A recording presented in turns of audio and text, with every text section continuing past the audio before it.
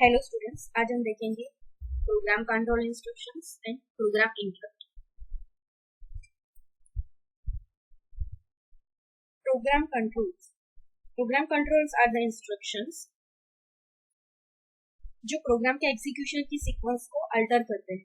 Means it changes the value of in the program counter due to which the execution of the program changes. Means program counter में जो address होता है वो change कर देता है, जिसकी वजह से प्रोग्राम का एग्जीक्यूशन चेंज हो जाता है। The value of the program counter changes, which changes the results into the flow of execution of the program. So instruction के एग्जीक्यूशन की सीक्वेंस चेंज होगी। मीन्स अगर हमारे पास 10 लाइन का प्रोग्राम है, सो इसमें हम पहली लाइन से स्टार्ट करें, means first line, second line and on third line, and वहां पे अगर प्रोग्राम कंट्रोल इंस्ट्रक्शन लिखा हो, राइट, तो इस केस में हमें प्रोग्राम काउंटर को चेंज करना पड़े। दैट मीन्स लाइन नंबर 3 से प्रोग्राम हम लाइन नंबर 4 पे नहीं बट डायरेक्टली लाइन नंबर 5 पे जा सकते हैं। तो ये प्रोग्राम की सीक्वेंस चेंज हुई, राइट। तो ये हम प्रोग्राम कंट्रोल इंस्ट्रक्शन की मदद से कर सकते हैं। सो हमारे पास ये प्रोग्राम कंट्रोल इंस्ट्रक्शंस है, right, like branch, jump, skip, call, return, compare, paste, right. So हमको पता है कि branch means it is unconditional jump, it is unconditional branching. जो हमको यहाँ पे क्या करना है, हमको एड्रेस स्पेसिफाई करना है, जहाँ पे हमको जाना हो वो एड्रेस हमको यहाँ पे स्पेसिफाई करना है, right. Then jump, right, then skip, so we can skip the next instruction. Then call, that is subroutine, right, subroutine call. Then return means returning from the subroutine, compare and test। तो ये सभी programme control instructions के example हैं जो programmes का execution change करते हैं। तो ये सभी अनकंडीशनल जंप्स हैं, और we can say that unconditional branching.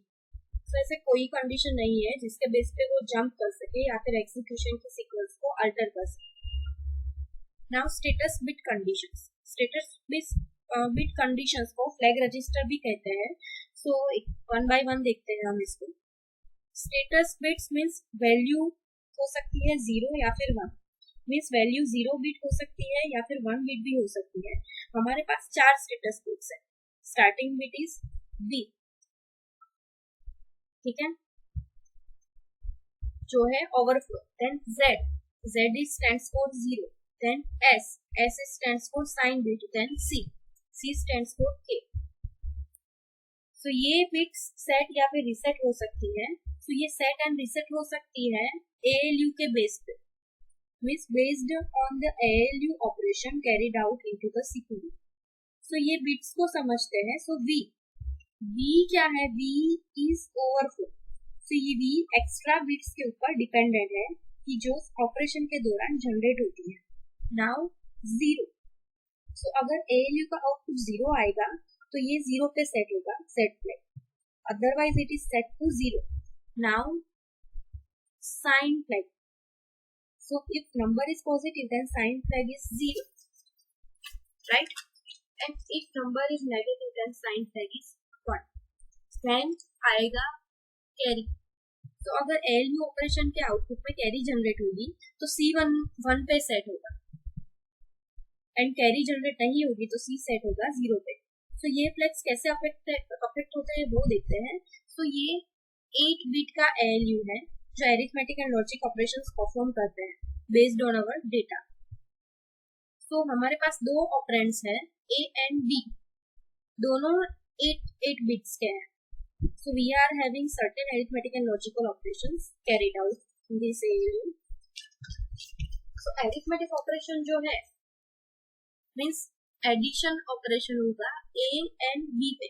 सो इसमें एक्स्ट्रा बिट भी जनरेट हो सकती है जो है carry bit. So total 8 bits, so starting from C0 to C8 carry bits, right. So अगर ये 8 बिट्स होती एंड एडिशन परफॉर्म होता कैरी पे, मीन्स ये A एंड B ऑपरेंड्स में एडिशन परफॉर्म होता तो carry bits C0 to C7 generate होती। But we know that extra carry भी जनरेट हो सकती है, so which we term it to be seen if like C0 to C7 may be generated, but we know that if C8 is generated, means extra carry अगर generate होगी, अब तक C0 to C7 थी, but अगर C8 means extra carry generate होगी, so if C8 bit is generate, so हमें पता है कि कैरी जनरेट हुई है एंड वो रिफ्लेक्ट किसको करेगी, कैरी फ्लैग को. सो C फ्लैग और C status bit is set to 1. So आगे बढ़े तो लास्ट टू कैरीज जो है C7 and C8, C0 to C8, इसमें लास्ट जो कैरी है C7 to C8. सो इन दोनों का अगर XOR किया जाए तो वो कैरी क्या आएगी, 1 आएगी. मीन्स रिजल्ट 1 में आए तो हम ये कह सकते हैं कि ओवरफ्लो हुआ है, राइट. इन दोनों का XOR, पहले क्या था, हमने सिर्फ कैरी फ्लैग, C8 जनरेट होगी, दैट मीन्स कैरी जनरेट होगी, तो ये फ्लैग अपर हुआ. अब अगर C7 एंड C8 जो लास्ट बीट कैरी बीट्स है उसका अगर एक्सओरिंग ऑपरेशन करें और रिजल्ट क्या आए, 1 आए, राइट. तो हमें पता है कि ओवरफ्लो हुआ है. सो ऐसा केस तब अपर होता है जब हमारे पास नेगेटिव नंबर्स होते हैं which is represented in two complete form, right.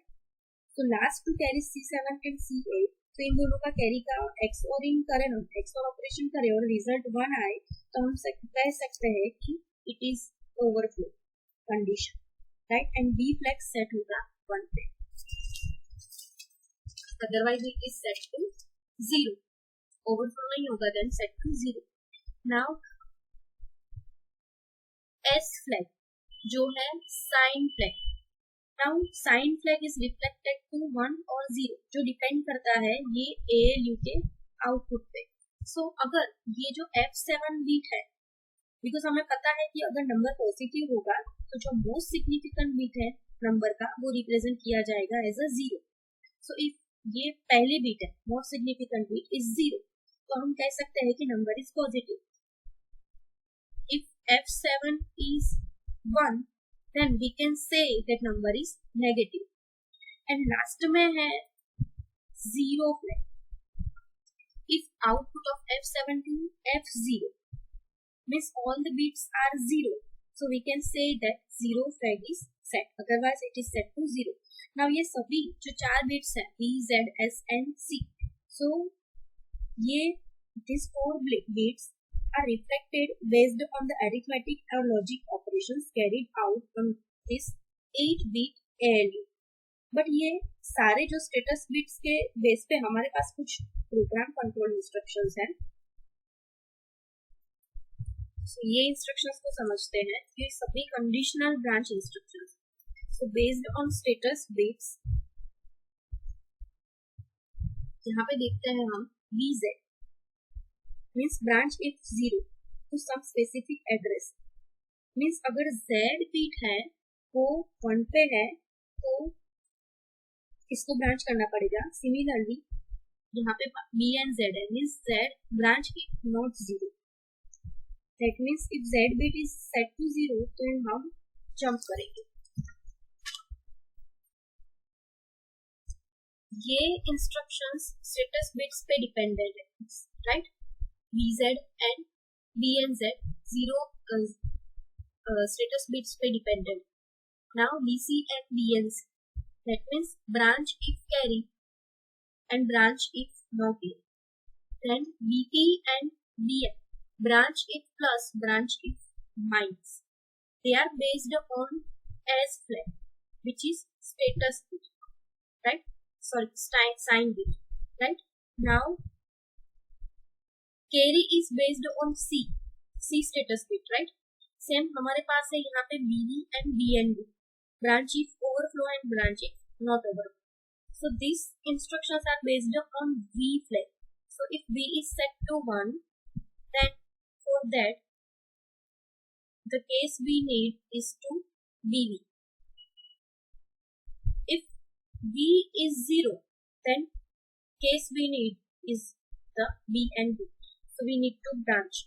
ये सभी जो 8 इंस्ट्रक्शन है वो कंडीशनल इंस्ट्रक्शन है based on the status bits जो हमने आगे डिस्कस किया है। बट हमारे पास अनसाइंड कंपेयर कंडीशंस भी है, like BHI, BHE, right.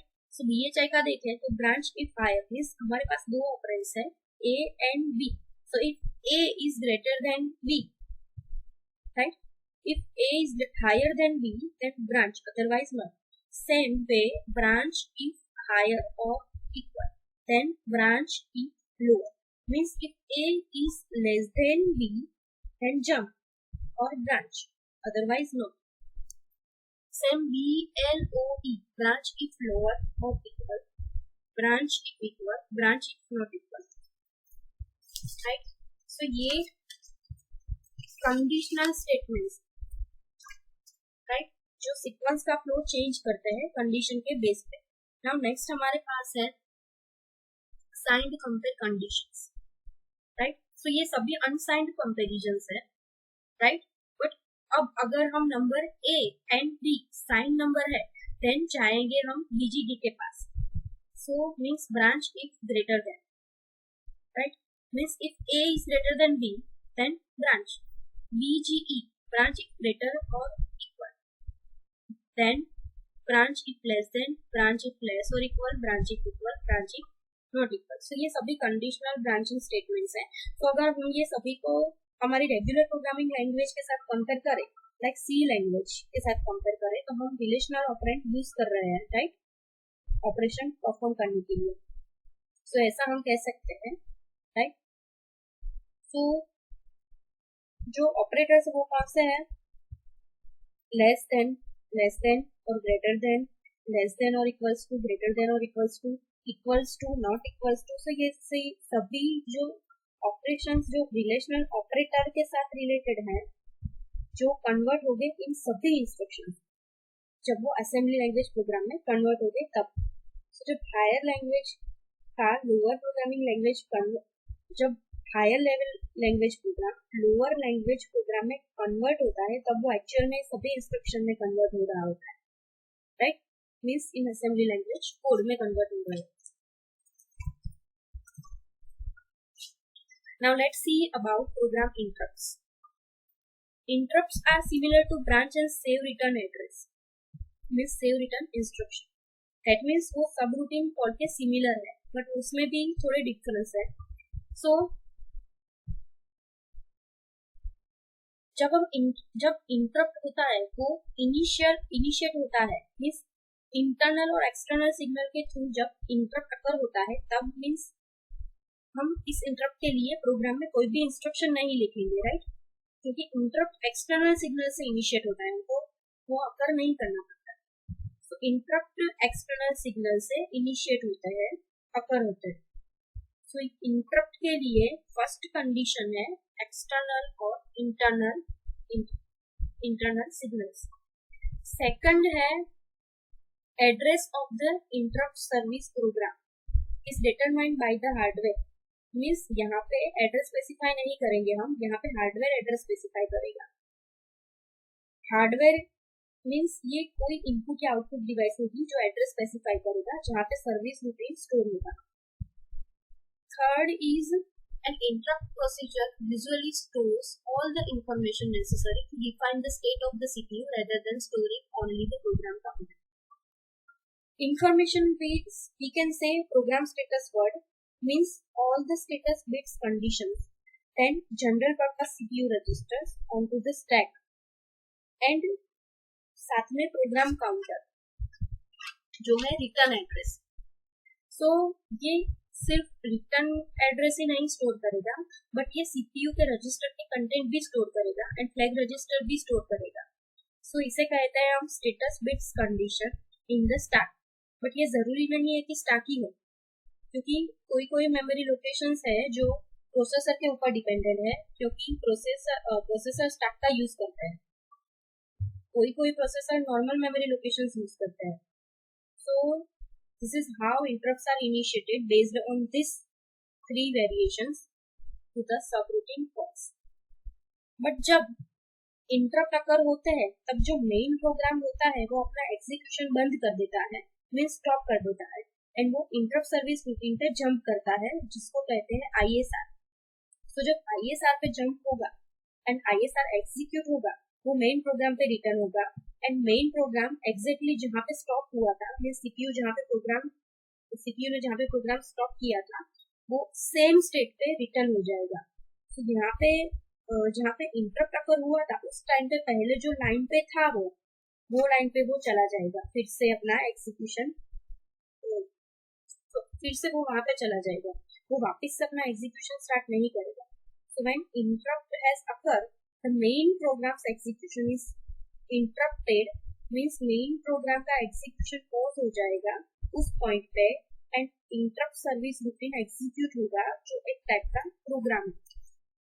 But दूसरे टाइप के भी प्रोग्राम्स है like input and output program, and program फिर कंप्लीट हो जाता है, मीन्स सर्विस रूटीन एग्जीक्यूट हो जाएगा एंड वापस से वो उस जगह पे जाएगा, मीन्स वापस से वो सेम स्टेट पे चला जाएगा जहाँ पे इंटरप्ट अकर हुआ है।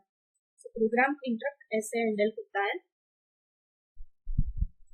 सो इसके लिए मैंने आगे डिस्कस किया था प्रोग्राम स्टेटस वर्ड्स के बारे में। स्टेटस बिट्स कंडीशंस जो हमने आगे डिस्कस किया था वो सेम है प्रोग्राम स्टेटस वर्ड में, क्योंकि प्रोसेसर के बेस पे ये स्टेटस बिट्स चेंज होती है। सो ये PSW एक अलग सेपरेट रजिस्टर है जो स्टेटस बिट्स को स्टोर करता है, right. Now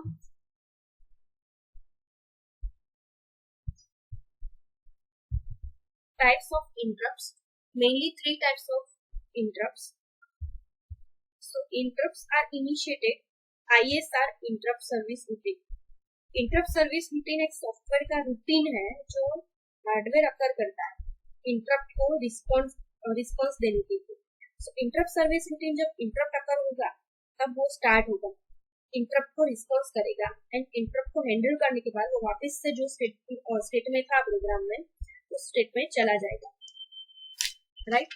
so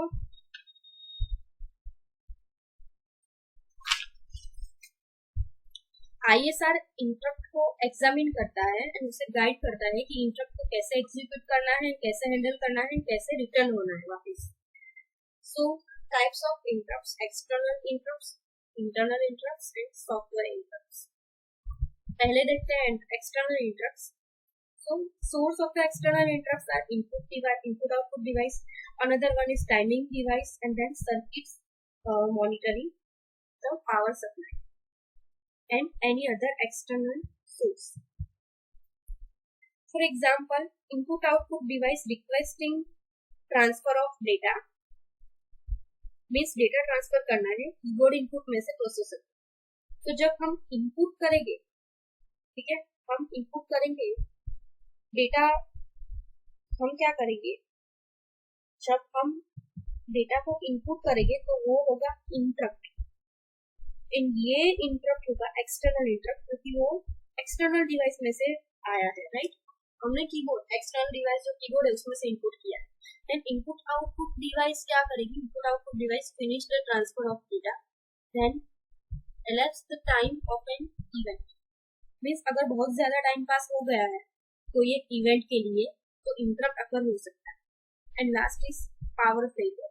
these are the external interrupts. ये एक्सटर्नल इंटरप्ट्स एसिंक्रोनस है, ये क्लॉक पे काम नहीं करते, so they are asynchronous, they never work in synchronization with CPU, means CPU के साथ उसके दिए गए सिग्नल पे ये काम नहीं करते। एक्सटर्नल इंटरप्ट्स एक्सटर्नल कंडीशंस के ऊपर डिपेंडेंट है जो है independent of the program being executed at time. That means main program को एग्जीक्यूट मेन जो प्रोग्राम होता है वो तो एग्जीक्यूट हो ही रहा होता है, बट उसका इंटरप्ट के साथ कोई लेना देना नहीं होता क्योंकि इंटरप्ट कोई भी टाइम पे अकर हो सकते हैं। सो मेन प्रोग्राम में be interrupted and the ISR is executed for the corresponding interrupt. So next type of interrupt is internal interrupts, उसको ट्रैप्स भी कहते हैं। So they are generally executed. The source of internal interrupts are nothing but the erroneous use of an instruction or data. Means कोई तरीके से instructions गलत लिखे गए होते हैं या फिर इंस्ट्रक्शन को जो ऑपरेंड्स प्रोवाइड किए गए होते हैं वो गलत होते हैं। For example, register overflow is occurring, then it may cause internal interrupts. Same way, we know that the device by 0 for any number is not possible. Divided by 0 is any number for any number is not possible, right? So divided by 0 interrupt may occur. Same way we have invalid operation code, stack overflow, protection violation. So ये सभी examples हैं internal interrupts के. So these error conditions usually occur as a result of premature termination of the instruction execution. Means कभी कभी कोई instruction time पे execute नहीं होते, वो before time मीन्स टाइम से पहले execute हो जाते हैं, so उसकी वजह से भी interrupt occur हो सकता है. And internal interrupts are synchronous, क्योंकि वो CPU में से generate होता है, so they are synchronous with respect to CPU. Software interrupts. Software interrupts, built-in interrupts. Software interrupts are built-in interrupts, right? So they are provided to the programmers. So they are similar to subroutine calls. Means थोड़े subroutine system में लिखे जाएंगे and हम इसे use कर सकते हैं as a program. तो ये interrupts use होते हैं CPU user mode को CPU supervisor mode में convert करने के लिए. And हम operations भी perform कर सकते हैं.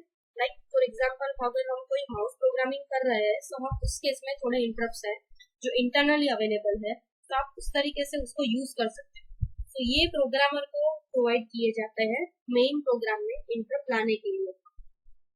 So this is about software interrupts. Right? Calling program must pass information to the operating system in order to specify a particular task request.